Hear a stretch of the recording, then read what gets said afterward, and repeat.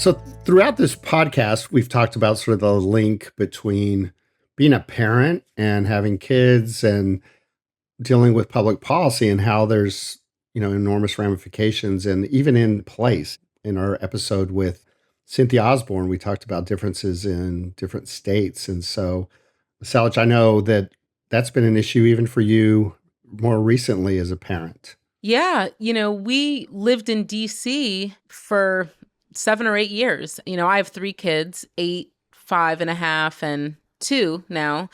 And, with my oldest, we had the ability to send her to pre-K 3. And she's a July birthday. So, she was ready to go shortly after 3. With my son, who just started kindergarten, amen for public education.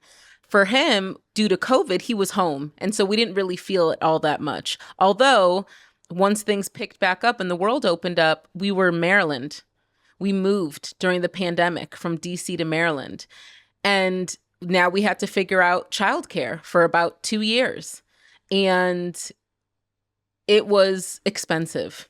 It was expensive. And now that, I'm looking at my third, thank God I only have one more round of childcare to think about. He just turned 2. He's an August baby. And so that means next year. Yeah, it sort of gets at our theme, right? Money matters. Money matters. Money matters. And I think it really puts a lot more pressure on parents who are already dealing with the pressures of adjusting to family life, adjusting to, life with an infant, with a toddler. And now you're really, after 2 or 3, those that have young children realize that you can't just sit at home with them, right? Like you do need to engage them. You do need to start stimulating them in different ways. And for parents, that's when you really start to see the gap, Oh. For parents that are able to either pay for high quality early childhood education or daycare, it starts to show. And we know that money does matter and these differences just compound. From First Focus on Children, this is Speaking of Kids. I'm Bruce Leslie. And I'm Salich Luby. Speaking of Kids is a podcast that puts kids at the center of public policy.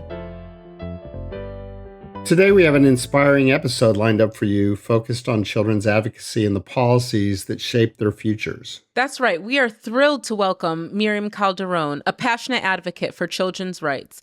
Miriam's journey is deeply influenced by her immigrant family's sacrifice and her own experiences as a mother and advocate. Miriam has dedicated her life to ensuring that all children have access to essential resources like childcare, nutrition, and maternal health. Her work emphasizes the importance of comprehensive policies that address these needs, especially for marginalized communities. We'll discuss the significant progress made during the pandemic, such as the enhanced child tax credits and evidence-based child care policies. But Miriam will also share her concerns around the rollbacks that have occurred since then. Absolutely, Ms. Salich. Miriam will highlight the needs for a holistic approach to early childhood policies, including mental health and reproductive rights. Plus, we'll explore the challenges of advocating for these comprehensive policies and how strategic timing can leverage public support effectively. Miriam Calderón is the Chief Policy Officer of 0 to 3, an advocacy organization whose mission is to ensure that all babies and toddlers have a strong start in life. Miriam leads the development and implementation of 0 to 3's policy agenda, priorities, and strategies. She also oversees the Policy Center, which includes federal and state policy and advocacy, and serves as the principal spokesperson for the organization on public policy matters. She is also a great dear friend of First Focus on Children. So for our listeners, I really want to welcome our guest today, Miriam Calderón, and she's such a fantastic advocate and amazing friend and great parent and like one of my favorite people in the world. And so we're really excited to have you today. Thank you. And one of the things I'd love to ask you is you are again, one of the smartest people I know and just awesome. So why kids? You could have done anything. Oh, well, first, thank you so much, Sally and Bruce, for having me. And right back at both of you. I think part of what keeps me in this work is inspiration and who I do it with. and who I do it for, in addition to the impact that you get to have. I think about it in a couple of different maybe phases. Early phase, like what got me in to this was really based on a lot of my own experiences. Growing up in an immigrant family, I saw firsthand the sacrifices that my family was making in creating a better opportunity for me. And really, they were working on behalf of me and the next generation. And they instilled in me really this belief in the American dream. Now I'm a mom, and I know that the ideas about the American dream have evolved, but really, I think it speaks to what they taught me, speaks to a value that I think we have as a nation. And in some ways, we lose sight of, or we speak to it in rhetoric, but not in policy and practice, which is that the circumstances of your birth shouldn't dictate the opportunities and who you will become. That's really, I think, the essence of what my family taught me in the American dream. I benefited from a lot of the programs and policies and supports that I advocate for now. And I believe that those opportunities were there for me. And I believe it speaks to an important role that government and public policy can play in the children's advocacy space, in being truly that nation that we aspire to be, and that really a child can, be anything and be their family's wildest dreams, right? Yeah. An opportunity. And then I would say I have a phase that is shaped by being a mother. And I'm being a mother who struggled, even as somebody who now was, educated, salaried employee. I was first in my family to graduate from college and get an advanced degree. Now was, a professional in a salaried position with paid leave benefits. And I struggled with childcare. I struggled to find childcare that was affordable for twins, that was rooted in culture, and that would make sure that my children were going to be bilingual and not lose the foundation of the home language. I also had a very difficult pregnancy where I needed a lot of maternal health care. I needed early intervention services and supports. So I've had these experiences, mental health supports, as well as, as a mom.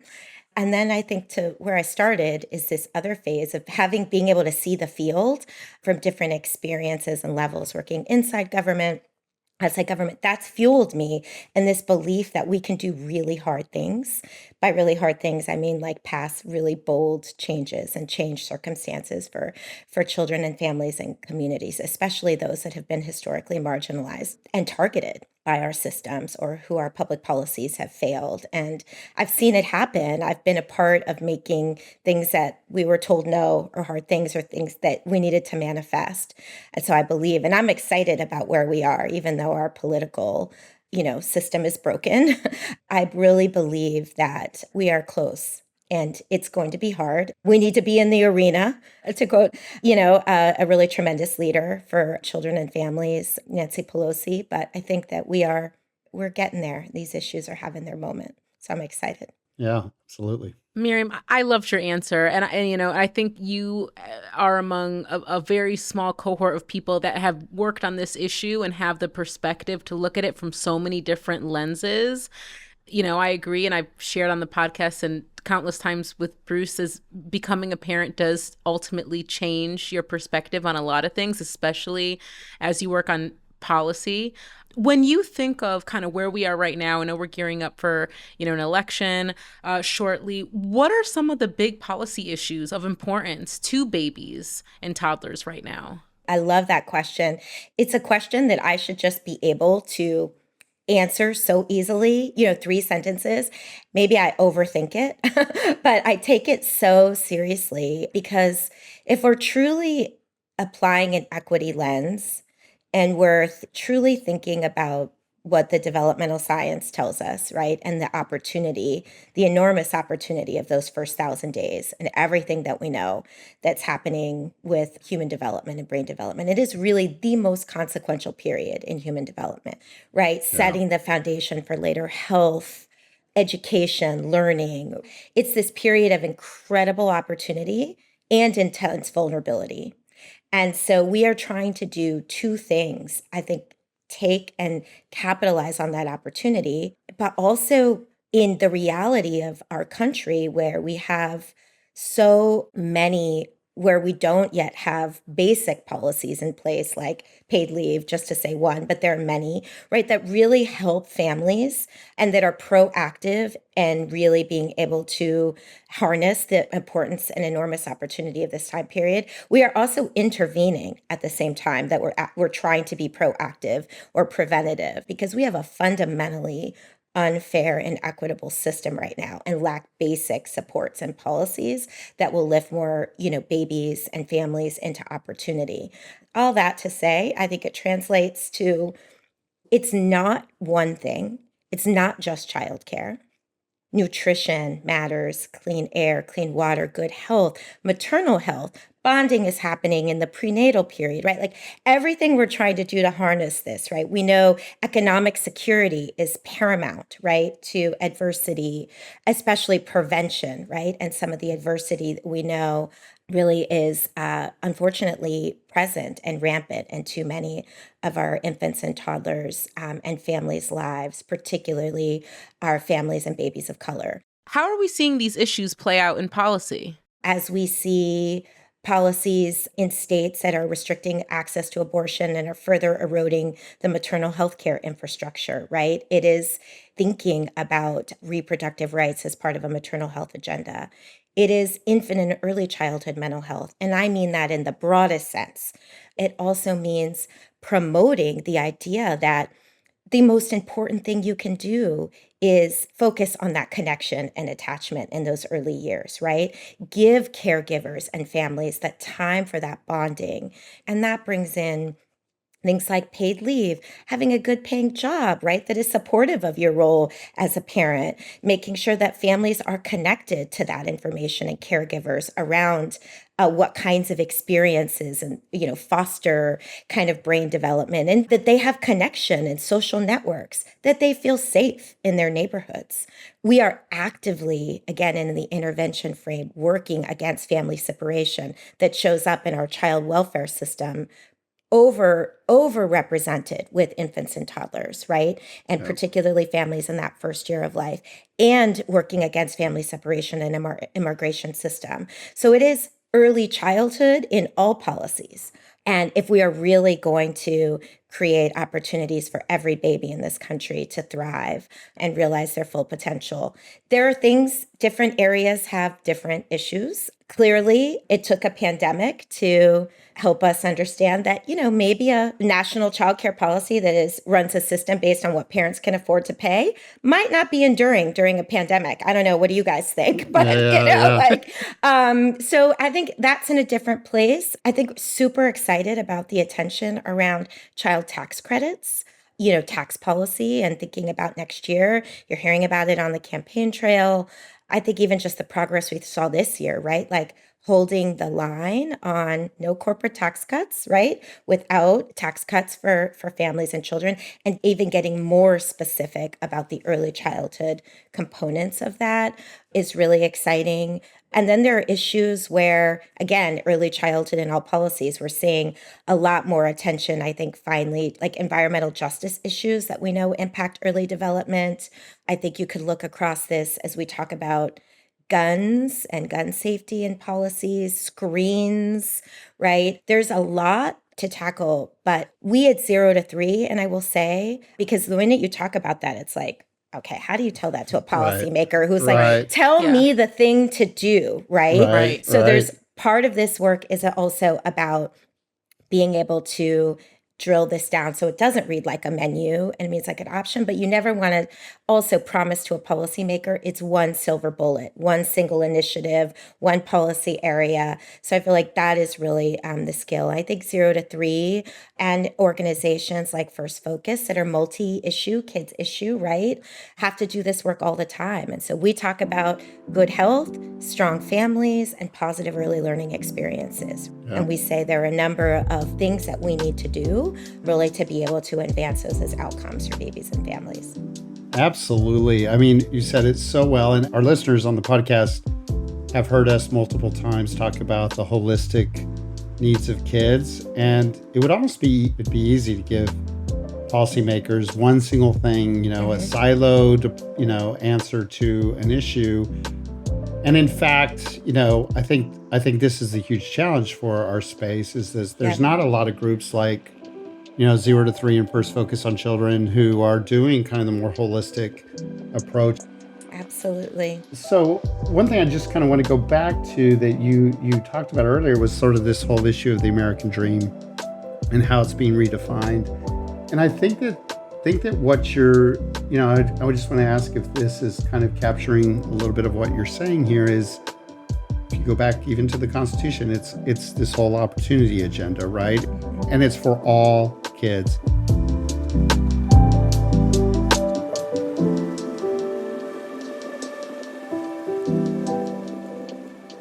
Coming up after the break, Miriam reminds us how the largest ever federal investment in children happened basically overnight, with evidence-based policies rolled out almost instantly. But then they were just as quickly taken away. Stick around. Making the world a better place for all children can seem like an impossibly huge task. Some of you may be thinking, I am just one person. What could I possibly do to make a difference? I'm Leila Nimatala, Vice President of Advocacy and Mobilization at First Focus on Children. And I'm inviting you to join us and become one of our volunteer advocates, whom we call our ambassadors for children. Ambassadors are our most active child advocates who raise critical issues with the U.S. Congress and with the administration related to child policy and funding decisions, both for kids in the U.S. and worldwide. And what you need to know is that there is no requirement for prior experience. In fact, we will train you and provide you with everything that you need to become a really powerful child advocate. You'll also receive ongoing support and accompaniment. As a First Focus ambassador, you'll learn things like the ins and outs of critical children's policy issues, how to speak powerfully, how to write to and to conduct meetings with your member of Congress, how to generate traditional media, and how to use social media to amplify your advocacy. And you'll learn so much more. So please join us, won't you? Check out campaignforchildren.org/ambassadors on how to become a First Focus on Children ambassador and to link up with our fabulous community of committed child advocates.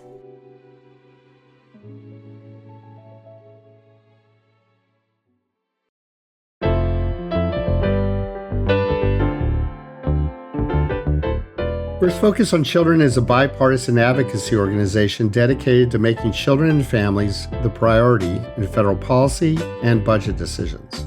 First Focus moves beyond individual issues to serve a more important role: child advocacy. We educate lawmakers and the American public about the issues facing children. To learn more about our work and ways that you can become an ambassador, go to firstfocus.org. Coming up on the State of Play, budgets, budgets, budgets. We're taking a closer look at our Babies in the Budget book, also our more comprehensive, broader children's budget book. I guess the question is, the biggest challenge for us is to educate people that it's not just a single answer, but all these things do work together. And, we do need the child tax credit expanded and improved and made fully refundable. We do need a better approach to childcare and making it, affordable, but without, sacrificing quality, all kinds of key things. So what do you think our approach should be to really make progress and move the dial? I don't know that I have the answers, but I know that we have to be able to both hold the whole. We have to recognize things move in their moments. I think for Build Back Better is a really interesting example because I think coming out of a pandemic, COVID saw the largest ever federal investment in the Child Care and Development Fund, right? And then we saw these policies get put in place overnight.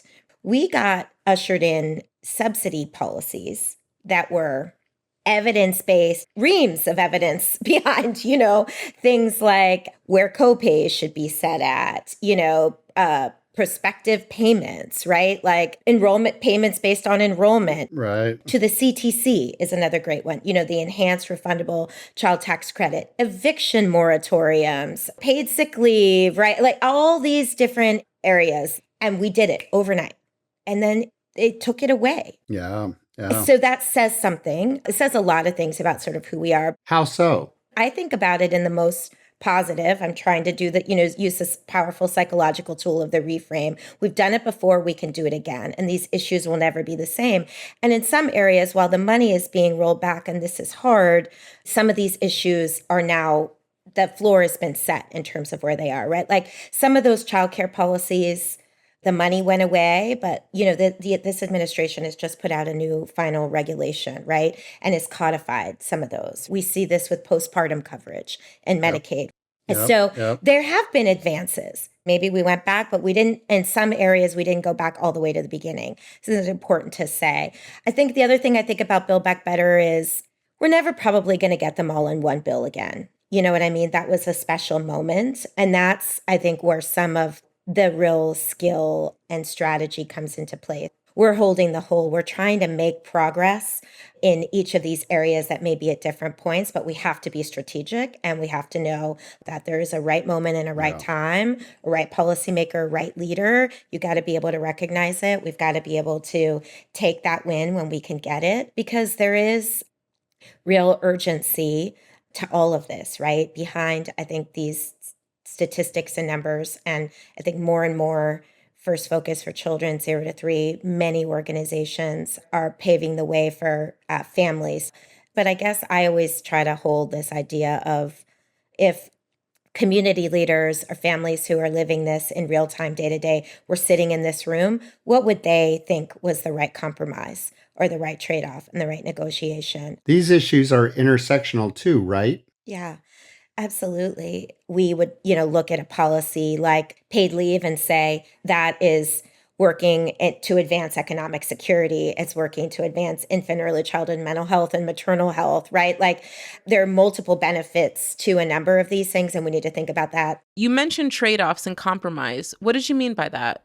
So to your point about all children, if this is leaving out children in immigrant families, is that a trade-off and a compromise we're willing to make when 1 out of every 3 babies born, right, is born into a family with, at least one foreign-born parent, right? So who's benefiting? And that's, I think, where our equity lens and a lens around intersectionality, right, comes into place. Progress on one issue or for one group of children and families or communities or even states, right? I mean, you saw this with Build Back Better. We were going to get an incredible moment to create an entitlement for early childhood education in this country. And we know, right, politically, there were going to be a lot of states that were probably not going to take up that policy. Take it up, right? And it's often the same states we see often being left behind, like the ACA and Medicaid expansion provide really important lessons to be learned there. So like, how do we solve for that? So this is not, as you know well, this is not for the weary in terms of really being able to think about how really you keep advancing forward. There are a lot of moving parts. Yeah, I think being able to hold a bold vision, but then act and be able to really work in the moment and work together. Yeah. And we need a lot more resources because we need to build a lot more power. I was recently part of this power mapping exercise just in one issue area. It was, several months ago.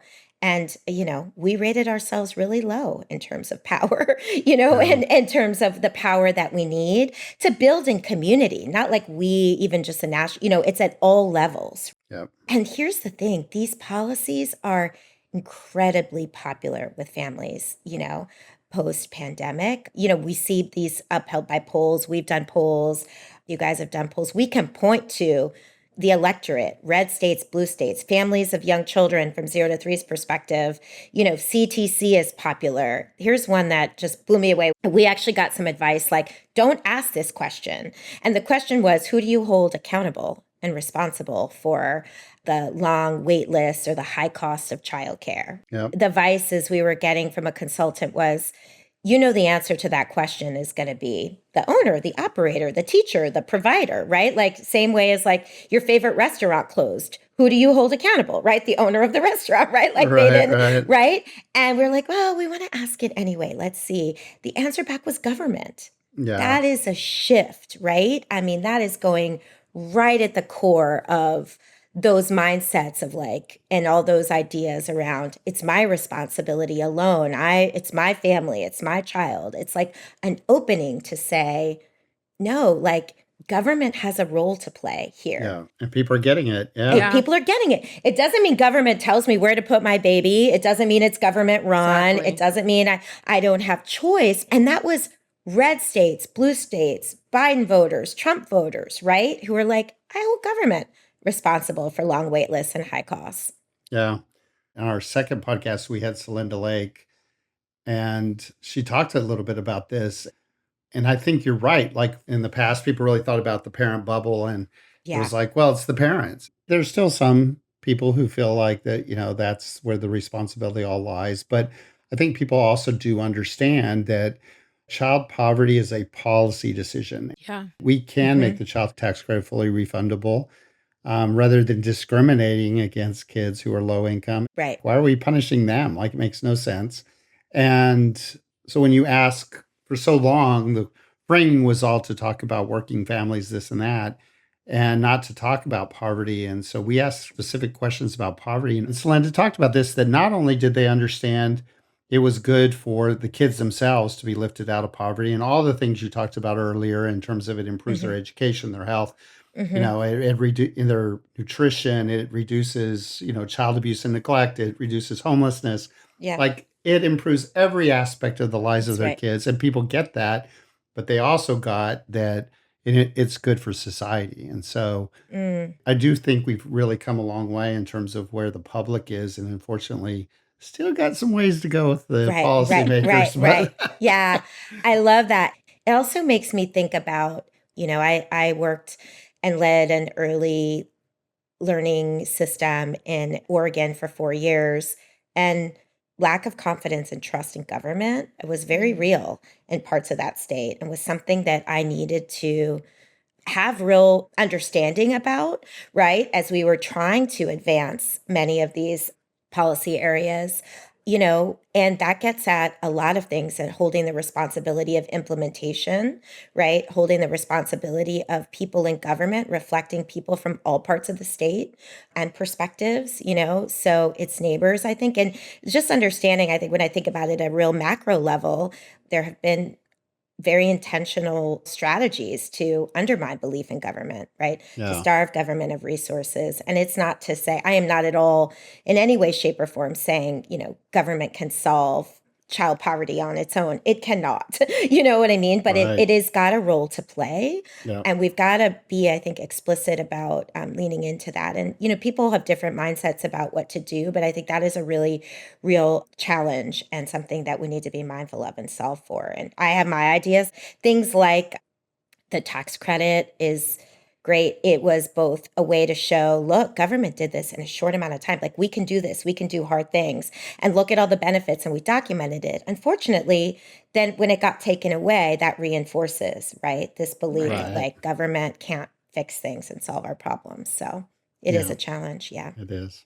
I mean, there were parts of the state in Oregon where I remember one time we were going to camp at these tree houses on a drive down on a vacation, and we pulled in and there was a huge sign that said government officials prohibited. And, and I was working for the governor at the time. I told my kids, I was like, don't mention where mommy works while we spend the night in these tree houses. That's really funny. Yeah. Oh, man. But you know what, Miriam, it goes to show if we did it before, we can do it again, right? So it's like we know that these policies are out there. We know that it is possible. And I mean, there was so much that you said that I want to speak to. But, one of the biggest things that we've talked about on several of our podcast episodes, and we've talked about it for years at First Focus, as with 0 to 3, is, the cross of issues, right? And so not prioritizing one issue at the sake and expense of another. About 12 years ago now, we created the Children's Budget Coalition. One of our signature publications is the Children's Budget Book, which kind of outlines federal spending as it relates to children and families across the board. And most recently, the first year in partnership with 0 to 3, we really started to examine these programs as it relates to prenatal to 3 initiatives. Yeah. And, our biggest argument always is, again, that we need to move as a unit. Collectively, we need to say, hey, we need to increase the overall share of spending. It was staggering to me. I mean, I know that when we look at the overall numbers, it's always pretty demoralizing. But when you really look at the federal share of spending as it relates to babies and toddlers, it's 1.52% of the federal budget is allocated, to this subset of the population, which we know there's so much impact. And the return on investment is off the charts, right? We've had so much research out there that shows that. Do you feel like that the viewpoint of this is really short-sighted in terms of the investments made to this population? 100%. And I'm not surprised, right? Because the issue or the program or the service or the line item in the federal budget is more closely associated with the youngest children, women, families of color, right? I think the less importance it gets in terms of really priorities and investment. I just have to say, your leadership in this area, I think, is huge. And being able to put out numbers like that and being able to, lead conversations at the federal level to say, where's the entitlement for anything that has to do with young children and families? I mean, there's so many ways to look at this issue and then look at the reality of 1.5, that the investments are the inverse of where they would be if you were building a budget, right, that started with values in mind, with a goal of truly creating a return on investment and economic impact. So why do we see that reality? I think going back to your question, I mean, it's sexism, racism, classism. Childism. Yeah, and childism. And I'll say just, again, going back to the power of also being able to point it out. I know sometimes it's like you guys have been doing the children's budget book for so long, right? And you're like, here we go again. Like, how are we going to lift up what's different about this, right? But, it is important to keep lifting it up. I know, and particularly, in state of Oregon, we showed the importance of the developmental science, right? And this is like that great graphic, like, oh, here's the brain science and, this is the way that looks, right? Now I'm doing exactly what our governor used to do at the time.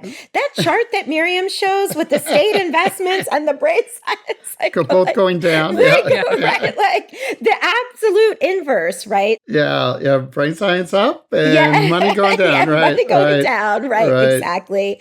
So I think, we have to keep continuing to point those outliers. And I guess the other thing I would say about the federal budget work, and I think about this a lot, when we put out the State of Baby's yearbook, we continue to say those publications that place geography where a baby is born is one of the most defining characteristics of what the opportunities that they will have. Yeah. A strong federal policy and strong investments at the federal level are absolutely paramount and essential to being able to get to that every baby, all babies, right? All families. Yeah. It is the role that the federal government needs to play in being able to resource, right, a number of these services and supports and make sure they reach families and babies in all communities. It's unconscionable. We look at a budget like this, given all of the brain science, the return on investment, all that we've documented, and that's the statistic and that's the outcome. So yeah. I think you said it so well there. And listeners, the report she cited can be found on the website 0to3.org. Really great resource. As you just said, we should not have outcomes decided by someone's zip code. We should provide an opportunity for all. And that's what you're seeking. That's what we're seeking. And making investments in that is critical. And we'll leave it there, and we got to have you back on. Yeah. But we have a question. Actually, I'm going to turn it to Sally because she's our guru at asking this question. So I've now asked this question like 18 different times, and tease it up so well because this work is hard, and I know it's hard for you for different reasons. And we've worked together off and on for years, right? So one question that we always end with is, when you're just feeling frustrated or feeling so deflated, what is something that, a song, an album that you go to listen to just be like, okay, I can get back up? Yeah. I'm so excited for this question. I understand there may be a playlist I may get get included in. So yeah, I think that playlist will be something I'm definitely looking forward to. I have many go-to songs, but I think I'm going to go with "I Believe That We Will Win" by Pitbull. Oh, okay. Yeah, Nice. I think, as any of you know, I mean, he wrote that around the time of COVID. So I think there's a lot of different symbolisms there for me. One, I do believe that we will win. Yeah. I believe that we are on the precipice of some big wins for children.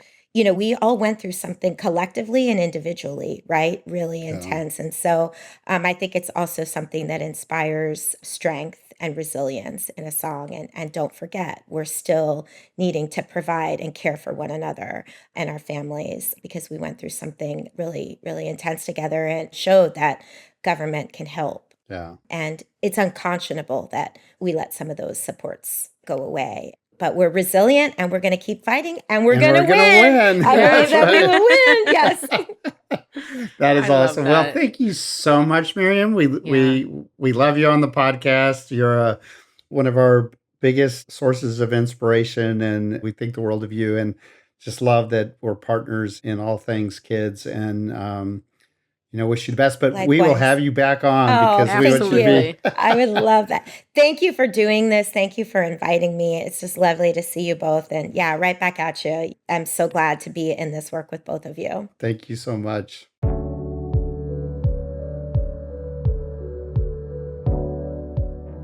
I'd love to pick your brain around what is an ideal percentage, or where should we be with investments for kids?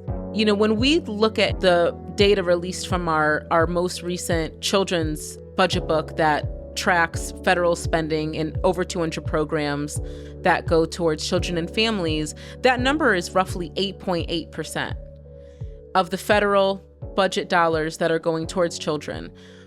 I'm just trying to think through, how should people think about funding with kids? I think it's a great question. I know that when we talk about this, that people tend to ask us, so is that good? Is that bad?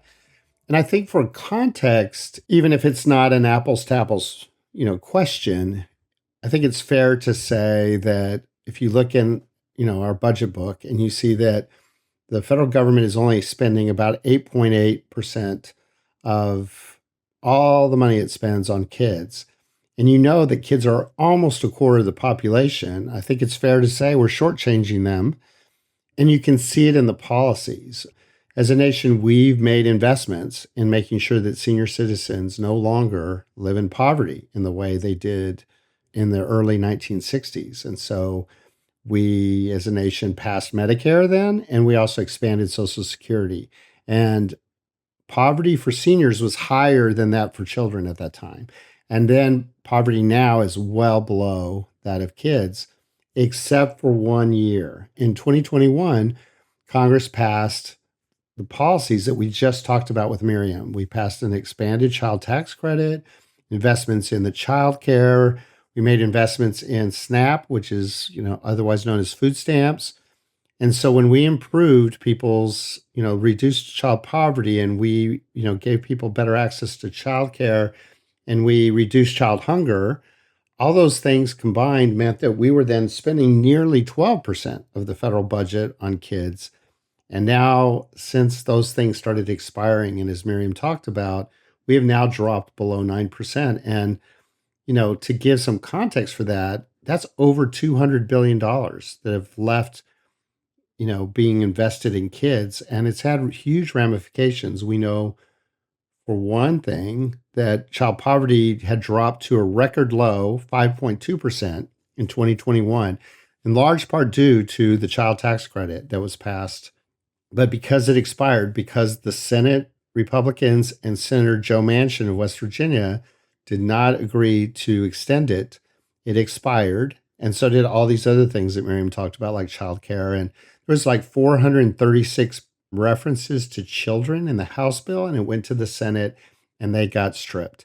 And that has had enormous ramifications. And in addition to all that Miriam's talked about, we now know census data just came out. And for 2023, the child poverty rate had increased from the 5.2% in 2021 to 13.7%. So it is more than doubled. And that's just, we know that that has enormous ramifications to child well-being in both the short and long term. Absolutely. And, I think for me, that frame that you just outlined around, just to help listeners have perspective around, children do make up 25% of our population. And I think anyone that has children or has been around children knows how expensive it is, right? I think we've talked about that from birth all the way to, Bruce, your kids are technically adults, but they still, ask you for a lot. And when you think of investments made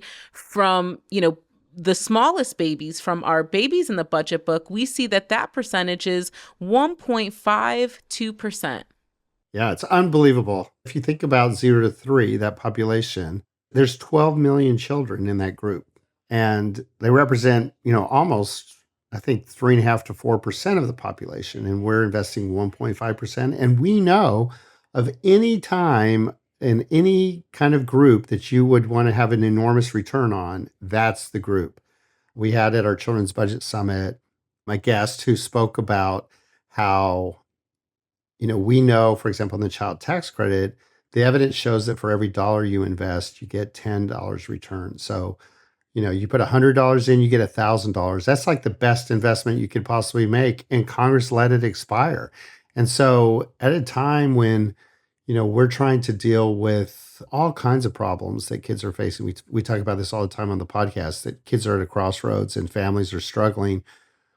The idea of a expanded child tax credit and childcare subsidies and those kinds of things make enormous sense, because you have kids at a time in your life when you're early in your career. And so you struggle to do the right thing, and it has enormous implications. And, it really matters that we make those investments in kids for our future.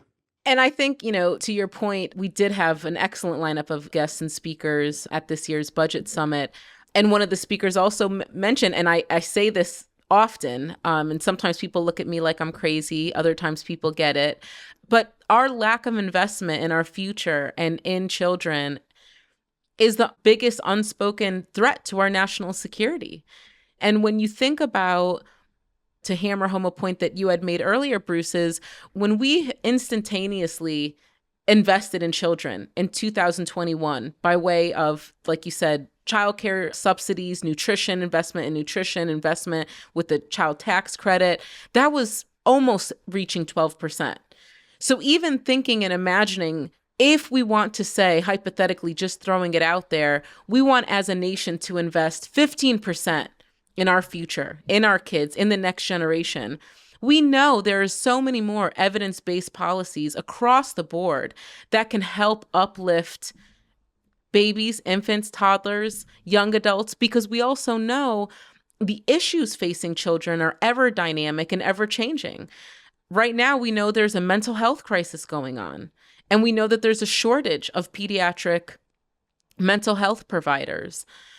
Issues impacting, the environment, gun violence, all these things are shifting and evolving. And it's going to be really interesting to see if the policies will catch up to the needs of children and families. And I think that for parents, sometimes it's really hard to listen to all the political rhetoric and really discern, what's important in what people are talking about. And so I just encourage people to really carefully evaluate. Like the child tax credit, we know, for example, benefits more than 60 million children and their families. Childcare policy certainly is critically important. Like me personally, I was at my poorest point when my 4 kids were all in childcare. I mean, it's expensive, but critically important. And you've got to have high quality childcare. And so, we went into debt dealing with the childcare costs that we were having to pay for 4 kids. Those things make a difference for families if the policies are right and they help ensure high quality childcare while making it affordable. And their long-term consequences are just enormous for both the kids and for our nation. Absolutely, Bruce. And, it has been refreshing to see children's issues bubbling up in some of these national debates and conversations, because we know, as Miriam outlined, as we, think and breathe it every single day, kids' issues are important and our future is important. But I encourage listeners, like you said, to really pay attention, pay attention at not just at the federal level and with the presidential election, but also, across the line at the state level, at, local levels, within your school board in your district, really paying attention to where are resources going and are they really going to the betterment of all children? Just as parents to really center what is it that kids need. And these groups who have been pushing agenda like Moms for Liberty are pushing things that no kid in this country really needs, right? Like, they need supports. They need to be able to go to the school nurse and not have a barrier created because they've got to get parental consent. It's ludicrous. Like, we should be helping kids, not making barriers for kids. And so I agree with you. I think that we really would encourage people to listen to the presidential debates, but then also really pay attention to these local school board races and then everything in between. What is your member of Congress saying, your state legislature? There's actually ballot measures that will be voted upon in terms of privatizing schools that we think that would be bad for public schools in some states. And you'll see those things on the ballot as well. So just really look at and pay attention to the election and think in terms of kids. Not cats and dogs.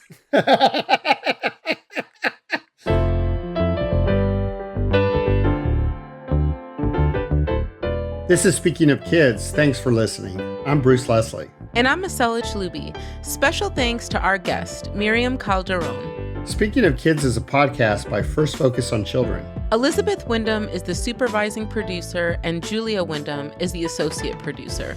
Layla Nimatala is the advocacy and mobilization producer, and the senior producer is Jay Woodward. Our theme music is Don't Look Twice by Sam Barsh. For more information about this week's episode, go to firstfocus.org. You can find all of our links in our show notes. If you have any thoughts, questions, or interest in becoming a First Focus on Children ambassador, email us at speakingofkids@firstfocus.org. And please, please, please follow, rate, and review on Apple Podcasts, Spotify, or YouTube. Speaking of Kids is produced by Windhaven Productions and Blue Jay Atlantic.